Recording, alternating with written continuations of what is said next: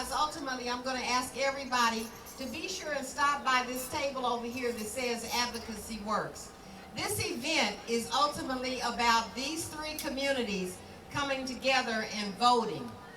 So on June 19th, 1865, nearly 2 years after Abraham Lincoln issued the Emancipation Proclamation, and mind you, by this time he had been assassinated, Union troops came to Galveston, Texas, and General Granger was not going to stop, but the colored troops forced him to stop in Galveston and let the people know that they had been freed. It wouldn't have happened but for the efforts of the colored troops. One of the major advocates for emancipation at that time was Frederick A. Douglass. It was because of his oratorical skills and his knowledge and his indignation at slavery that Lincoln signed the Emancipation Proclamation.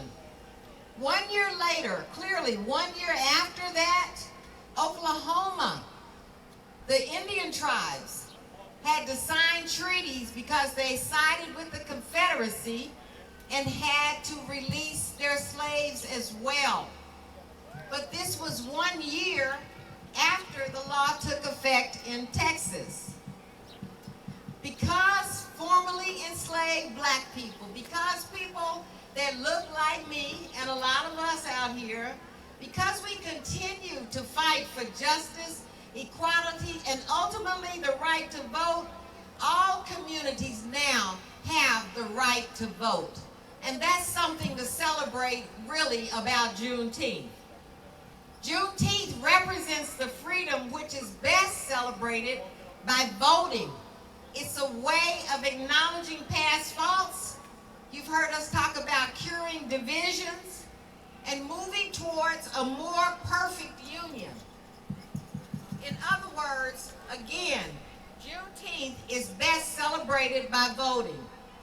Oklahoma enacted our Juneteenth holiday in the early 80s, 1980s.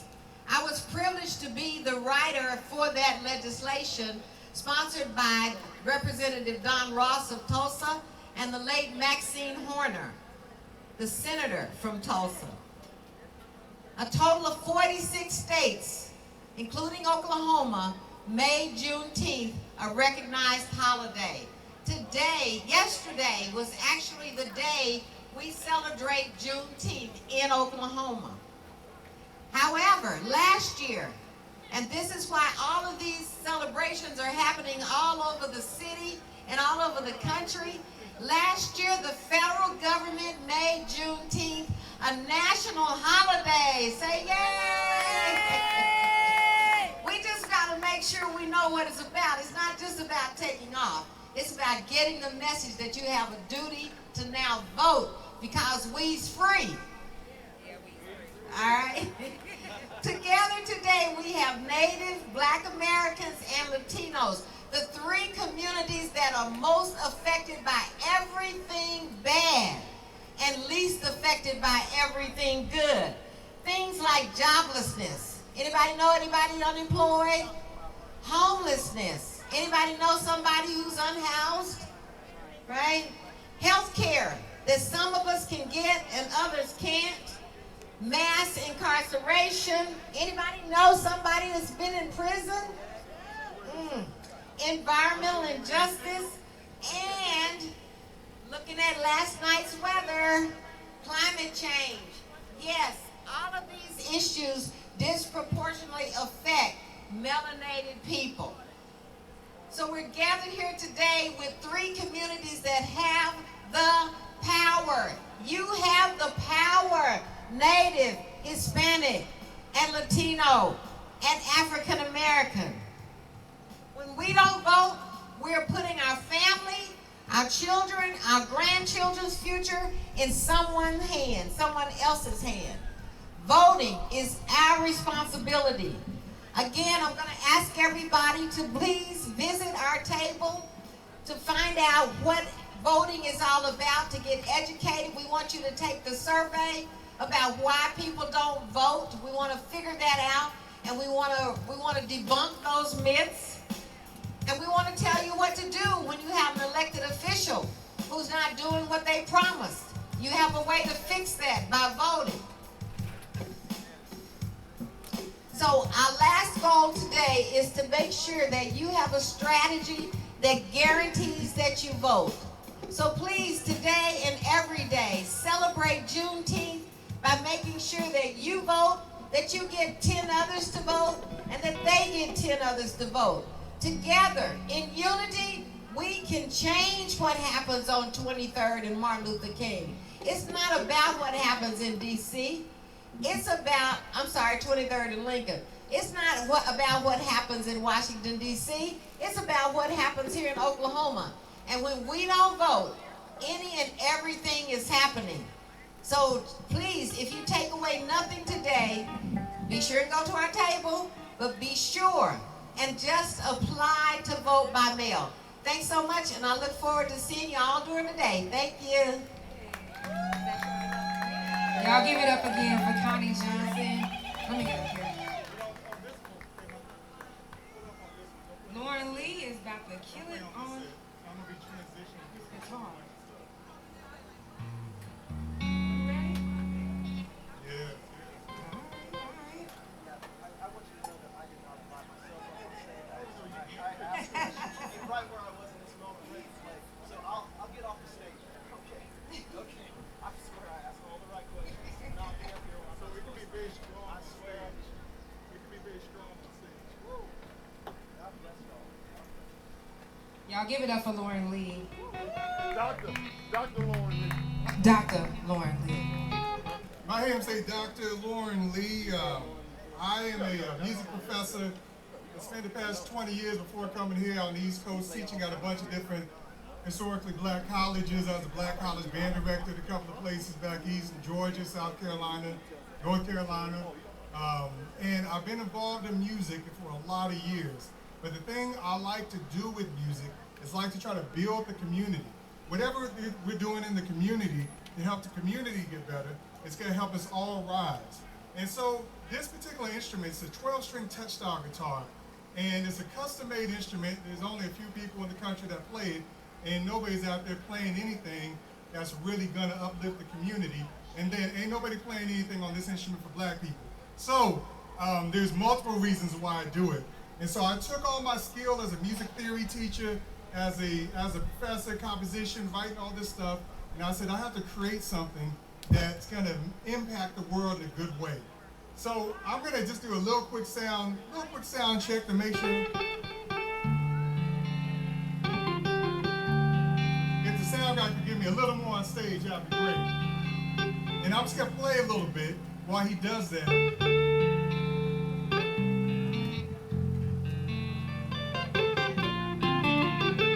Oh, I don't think I'm coming through the monitors on the guitar. That's what it is. That's what it is. All right, so we're feeling good today. While he's getting that together, I'm going to play a little song for the weather. This song is called Sunny.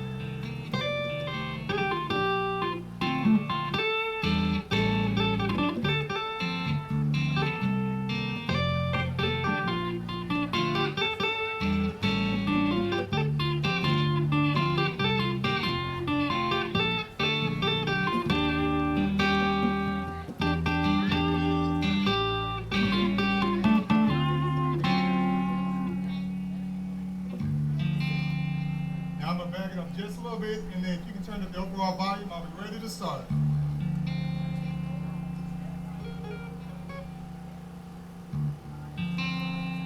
All right, so again, this whole event is trying to raise awareness and bring the community together.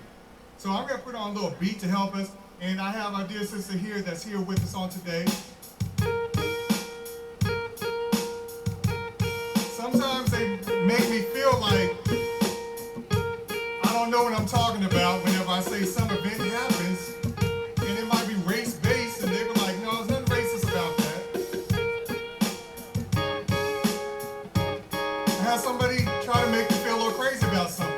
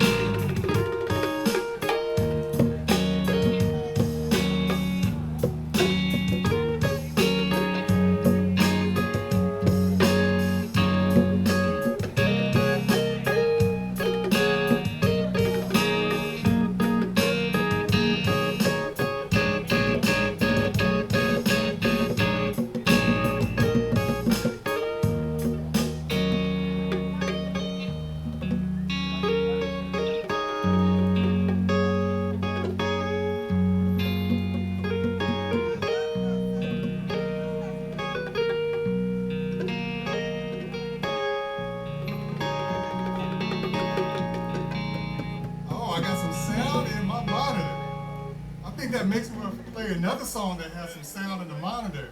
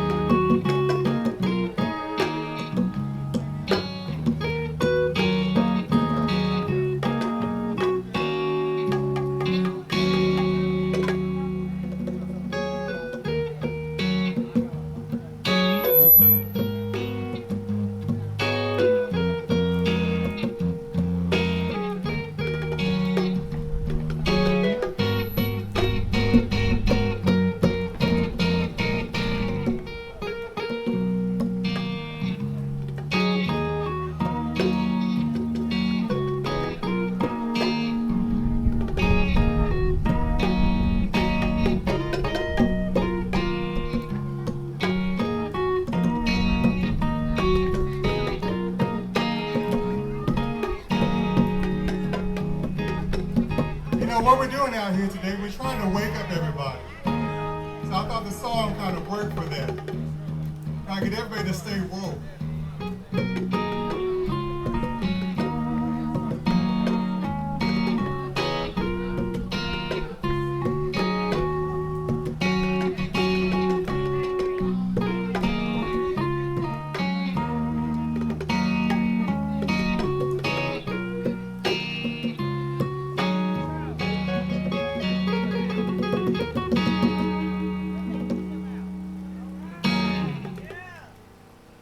A little bit stay woke. I love it out here today. It feels really good.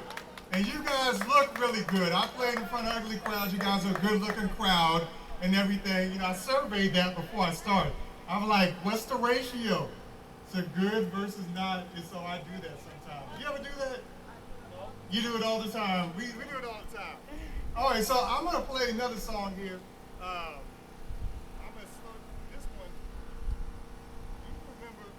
You remember when we were up at Eastside Pizza? Eastside Pizza. Can't get no black at Eastside Pizza. There was this song we just started playing, and I felt it, so I'm going to kick a little beat to it. Just a little something.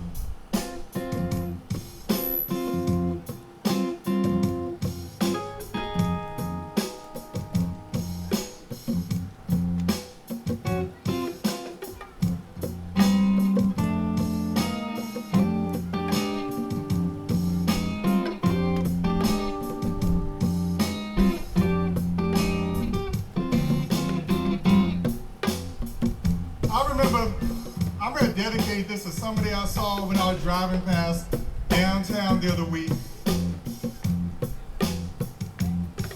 I drove past downtown and then I went up Martin Luther King and I entered Eastside Pizza. There's this guy that was unhoused outside. I know people were looking at him. Kind of funny.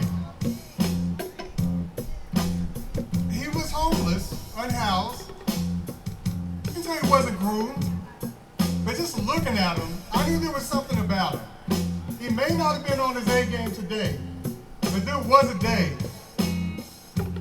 There was a day, he had a certain walk to him, a certain swagger to him.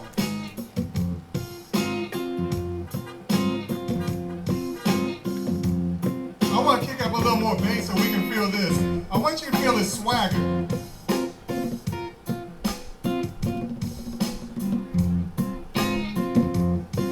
If you know this one, sing along with the sound.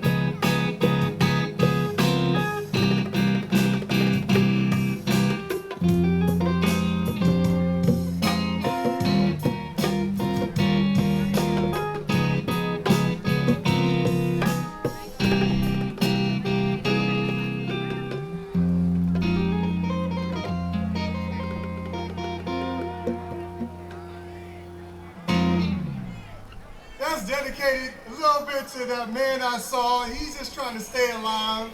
And I feel that when I see people walking through the streets, they don't have places to stay. And I realize they're just all trying to stay alive.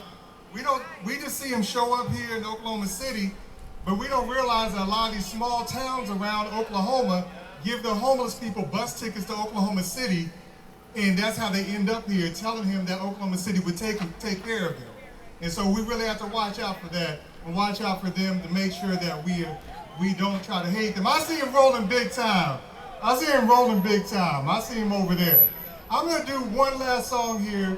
This song is it's kind of an emotional song for me, and it reminds me of a woman I once knew. So I'm gonna play a song to this woman. I still keep her close to my heart, and so I just like to do this song for her because she stays close to the heart.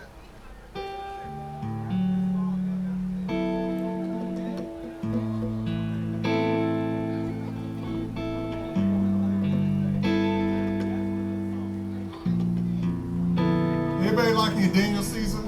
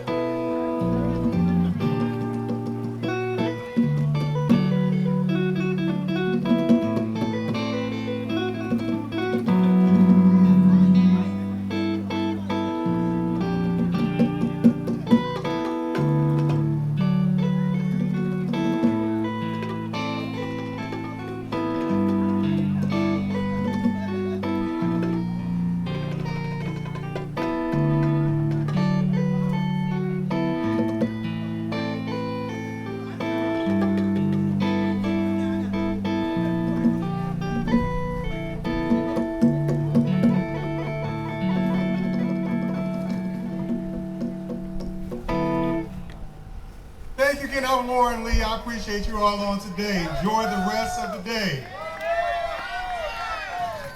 There's one more. Say one more. One more? Okay. Okay, all right, one more. One more. Only if Mike says it's okay. Only if Mike says it's okay. I'm gonna hold this shade so we can get one more. Okay. I'll give you one. You tell a story about the beats and the communication with the drum. Yes. How it translates to the 12 string. Wouldn't that be appropriate for the bongos here as well? I think it would be.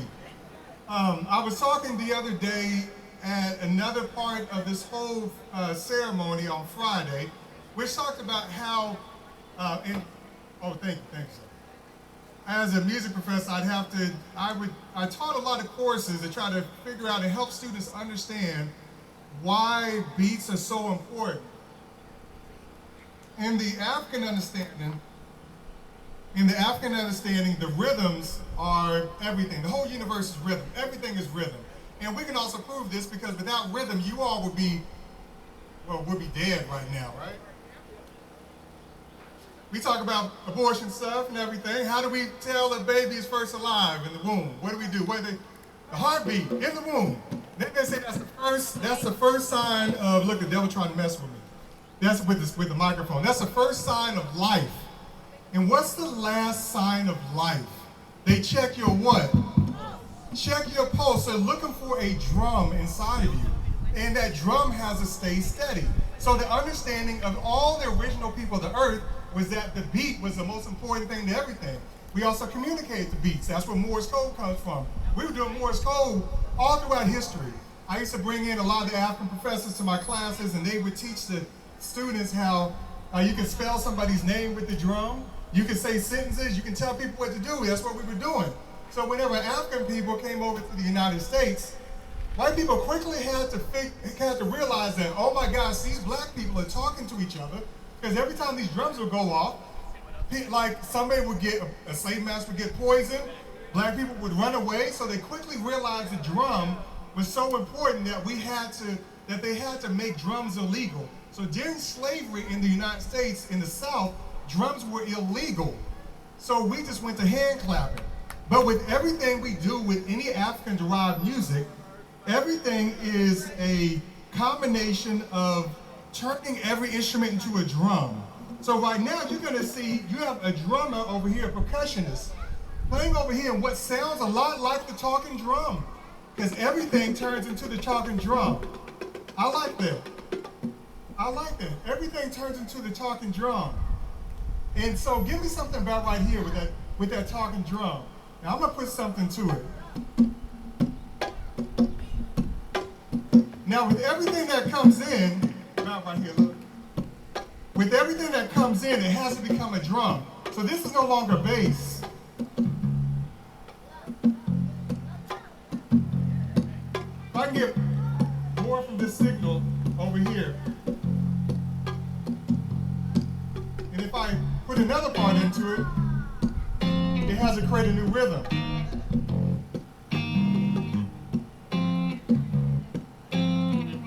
Now I'm gonna put a third rhythm to it.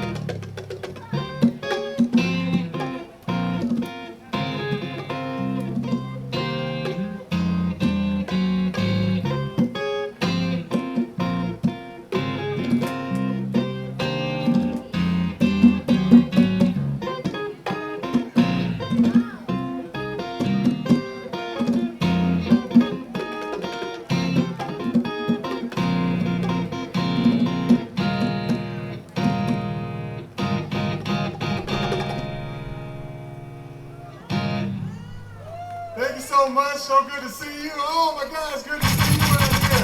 You guys have been great. I'm Lauren Lee. Thank you so much. Let's get this microphone. Oh, you got your mic over there. Yes. Wow, you killed it. I was looking at that thing like, I ain't never seen a guitar like that. That is amazing. Let me get up here. I got a chewy. I'm getting under this over with you. If you guys are thirsty, there is a hydration station that's around this corner. There are other things that's going around. Check out the vendors, everybody that's here to support. We definitely appreciate y'all. We got another performance coming on, but we're going to get one song started, and then we're going to announce the person that's coming on next, which Alondra Marie is going to be next, right after this next song.